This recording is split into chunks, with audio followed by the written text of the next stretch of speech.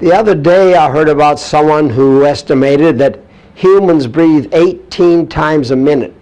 That's approximately 1,080 times an hour, or about 25,000 times a day. Believe it or not, that amounts to 912,500,000 breaths a year. That about takes your breath away. Lord have mercy.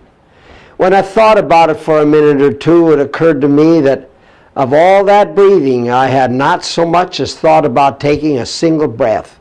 God had given me the ability to do so without my thinking about it.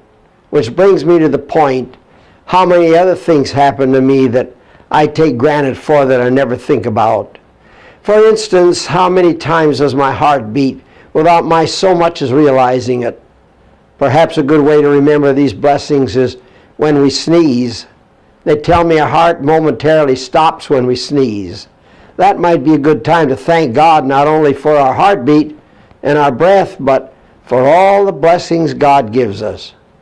The Apostle Paul spoke about this very thing when he instructed us, "In everything give thanks, for this is the will of God in Christ Jesus concerning you." 1 Thessalonians 5, verse 18.